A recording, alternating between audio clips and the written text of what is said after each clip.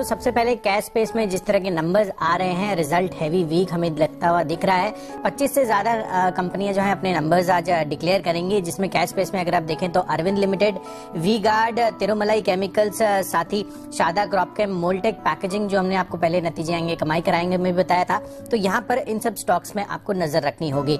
इसके अलावा बुद्ध पूर्णिमा के मौके पर बैंक हॉलीडे आज रहेगा और साथ ही करेंसी बाजार भी जो है वो बंद रहेंगे।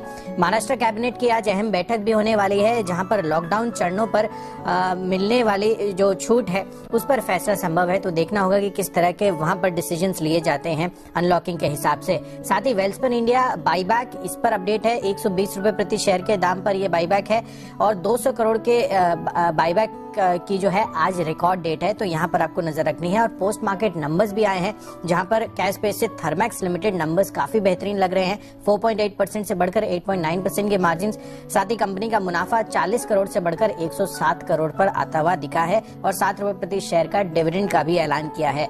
एस्ट्राजेनेका फार्मा, यहाँ पर भी नंबर्स अच्छे रहे हैं। मार्जिन 7.5% से बढ़कर करीब 19% पर आते हुए दिखे हैं। साथ ही कंपनी का जो कामकाजी मुनाफा है वो 15 करोड़ से बढ़कर 40 करोड़ पर जा पहुंचा है। साथ ही कंपनी का मुनाफा जो है वहां पर भी फिगर काफी इंटरेस्टिंग है और काफी ज्यादा बड़ा है। 9.5 करोड़ से बढ़कर लगभग 3 गुना जो है कंपनी ने अपना मुनाफा कर लिया है 27 करोड़ पर। ओके, तो ये है आपके लिए कुछ पोस्ट मार्केट अर्निंग्स जहां पर रखनी है नजर। मॉर्निंग दीपांशु, सूर्या रोशनी कंपनी के नतीजे अच्छे आए हैं। मुनाफे में 96% की बढ़त देखने को मिली है और बिक्री जो है 28% बढ़ती हुई दिखी है। 6.7 से 7% मार्जिन रहे हैं। वहीं कैम्स नतीजे अच्छे हैं, सिर्फ मार्जिन में हल्की सी गिरावट है। मार्जिन आप देखिए 45.4% से 44.6% पर जाते हुए दिखे, लेकिन इसके अलावा बिक्री 14% बढ़ी है। मुनाफा 40% बढ़ा है, 43 करोड़ से 60 करोड़ पर जाता हुआ दिखा है और साथ ही 11 रुपए 84 पैसे का डिविडेंड भी कंपनी ने यहाँ पर डिविडेंड का भी ऐलान किया है। स्टोवक्राफ्ट घाटे से मुनाफे में आई है कंपनी, जहाँ 10 करोड़ का नुकसान देख रही थी, अब 19 करोड़ का यहाँ पर मुनाफा देख रही है कंपनी। आय करीब 53% बढ़कर आई है और साथ ही अगर कामकाजी मुनाफे की बात करें वहाँ पर भी 25 करोड़ का कामकाजी मुनाफा कंपनी ने पोस्ट किया है। 10.7% के मार्जिन कंपनी ने देखे हैं, जो कि पिछले साल नेगेटिव मार्जिन से अब पॉजिटिव मार्जिन कंपनी देख रही है। एगारशी मोटर्स अच्छे नतीजे आते हुए दिख रहे हैं। कंपनी का मुनाफा 400% बढ़ा है, जहां पर 2 करोड़ 20 लाख का मुनाफा था, 11 करोड़ का मुनाफा कंपनी ने पोस्ट किया है। कामकाजी मुनाफा 102% बढ़ा है, 43% कंपनी की आय बढ़ी है और मार्जिन जो है 11.2% से 16% पर जाते हुए दिखे। और अंत में अंजनी पोर्टलैंड सीमेंट कंपनी के नतीजे अच्छे रहे हैं। कंपनी का मुनाफा यहाँ पर 8 करोड़ से 24 करोड़ पर जाता हुआ दिखा है। मार्जिन 17% से 26% पर गए हैं। साथ ही आय में 28% की बढ़त है और कामकाजी मुनाफा भी 93% बढ़ता हुआ दिखा है। 5 रुपए के डिविडेंड का ऐलान भी कंपनी ने किया है, तो इसके नतीजे भी अच्छे रहे हैं। तो इस पर नजर रखें। अजमेरा रियल्टी ओवरऑल नंबर्स थोड़े से बेहतर हैं, लेकिन आय इस बार 16% तक कम होती हुई दिखी है। कामकाजी मुनाफे में 40% का जंप है। मार्जिन पे आप देखिए 19% से बढ़कर 32% पे आते हुए दिखे हैं। इनके जो ओवरऑल एक्सपेंसेस हैं वो कम हुए और जो मुनाफा है वो 4 करोड़ से बढ़कर 12.5 करोड़ पे आते हुए दिखे, तो इस पर भी आपको नजर रखनी है। ज्वेलरी स्टॉक्स आज फिर फोकस में रहेंगे, क्योंकि आपको जी बिजनेस एक्सक्लूसिव खबर दी गई थी कल शाम की।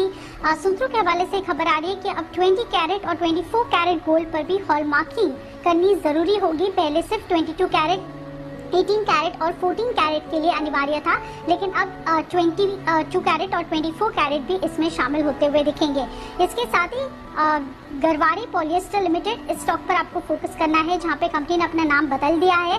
नया जो नाम है वो गरवारे हाईटेक फिल्म्स लिमिटेड कर दिया है, वो आज से एप्लीकेबल है, तो इस पर आपको नजर रखनी है। पीएनबी हाउसिंग फाइनेंस, दो खबरें आती हुई दिखी हैं कंपनी के लिए। सबसे पहले 31 मई को कंपनी के बोर्ड की बैठक होने वाली है, जहां पे पूंजी जुटाने पर फैसला होता हुआ दिखेगा और साथ ही कंपनी ने पीएनबी के साथ एक नया ट्रेड अग्रीमेंट किया है, जिसके मुताबिक अगर पीएनबी की जो हिस्सेदारी है वो पीएनबी हाउसिंग में 30% से कम होती है, तो ये जो नया एग्रीमेंट है वो लागू होता हुआ दिख सकता है। कंपनी को रॉयल्टी पे करनी होगी अगर 30% से कम होती है हिस्सेदारी, और साथ ही इनका ये भी कहना है कि 2 साल का समय मिलेगा जब पीएनबी हाउसिंग अपना नाम बदल सकती है अगर 20% से उनका हिस्सा कम होता है। तो ये नया ट्रेड एग्रीमेंट है, लेकिन वो सिर्फ लागू तब होगा अगर 30% और 20% से पीएनबी की जो होल्डिंग है वो पीएनबी हाउसिंग में कम होती है, तभी ये नया जो ट्रेड एग्रीमेंट है वो लागू होता हुआ दिखेगा। इस पर नजर रखें। बिल्कुल, तो एक खबर मेरे पास भी है यहाँ पर जिसमें डेल्टा कॉर्प और नजारा टेक फोकस में रहेंगे और कसिनो, रेस कोर्स और ऑनलाइन गेमिंग के जीएसटी से जुड़े मुद्दों के लिए जीओएम का गठन किया गया है। 6 महीनों में जीओएम काउंसिल जो है उसको अपनी रिपोर्ट पेश करनी होगी और समिति जो है इन सर्विसेज के वैल्यूएशन समेत और कई मुद्दों पे काम करेगी। तो यहाँ पर फोकस रखना है। साथ ही बल्क डील्स है मेरे पास कुछ, जिसमें Anup engineering HDFC mutual fund ने करीब 85,850 शेयरों की यहाँ पर बिकवाली की है और अगर आप कुल मिलाकर देखेंगे तो 1.7 लाख शेयर जो है कंपनी ने बेचे हैं अनूप इंजीनियरिंग में। साथ ही स्नाइडर इलेक्ट्रिक इंफ्रा यहाँ पर प्लूटस वेल्थ मैनेजमेंट ने करीब 29 लाख शेयरों की खरीदारी की है। इक्विटी में 1.2% है, 120 रुपए 45 पैसे प्रति शेयर के भाव पर। और शानदार technologies Nippon India mutual fund ने यहाँ पर भी 4 लाख शेयरों की खरीदारी की है, लगभग 240 के भाव पर। और अंत में एक इनसाइडर ट्रेड है जिसमें आरती सर्फेक्टेंट्स में प्रमोटर ने करीब 80,000 शेयरों की बिकवाली की है 25 मई को, यानी कि कल 1404 रुपए 22 पैसे प्रति शेयर के भाव पर। ये है वो सारा एक्शन फंड्स के लिहाज से। आइए बढ़ते आगे और बता दें आपको कि कैबिनेट की जो अहम बैठक आज होने वाली थी महाराष्ट्र सरकार की, वो टल चुकी है कल के लिए, क्योंकि आज बुद्ध पूर्णिमा की वजह से छुट्टी है और इस वजह से आज ये बैठक नहीं होगी। इस बैठक में चरणों में अनलॉक करने पर फैसला लिया जाना था, तो ये फैसला एक दिन देर से होगा, यानी कि कल होगा। अब ये बैठक कल होगी, ये ध्यान में आप रखें। तो आज हम जब बता रहे थे आपको कि आज कैबिनेट की बैठक होने की संभावनाएं थी, वो टलती हुई दिख रही है। अब ये बैठक आपके लिए कल होगी। आइए बढ़ते आगे। आशीष हमारे साथ तैयार है बताने के लिए वो सारे स्टॉक्स जहां पर आज एफआईएस की तरफ से दमदार रिपोर्ट है। बताएं आशीष।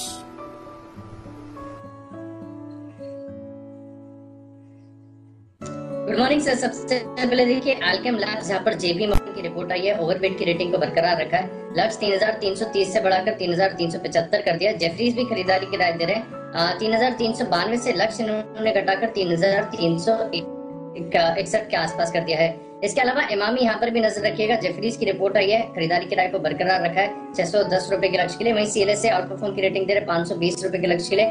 करंट मार्केट प्राइस से ज्यादा ऊंचा लक्ष्य नहीं, क्योंकि कल 500 रुपए के आसपास की क्लोजिंग है। लेकिन ब्रोकरेज हाउस में अगर आप देखें तो सबसे ज्यादा बुलिश है क्रेडिट स्विस, इन्होंने आउट परफॉर्म की रेटिंग दी है, 575 से लक्ष्य बढ़ाकर 600 कर दी। हालांकि सीएलएस से मान रहे कि आगे जाकर जो है मार्जिन पर प्रेशर देखने को मिल सकता है, जिसके चलते इस वित्त वर्ष के ईपीएस अनुमान में इन्होंने 5% की कटौती की है। नजर रहेगी एमसीएक्स पर, जहां पर मॉर्गन स्टैनली ने रेटिंग को डाउनग्रेड कर दिया है। अब ओवरवेट से घटाकर इक्वल वेट की रेटिंग है, लक्ष्य 2000 से घटाकर 1750 कर दिया। ये कह रहे कि नियर टर्म में अगर आप देखें तो कोई अपसाइड का बड़ा ट्रिगर सामने नहीं आ रहा है, जिसके चलते इन्होंने रेटिंग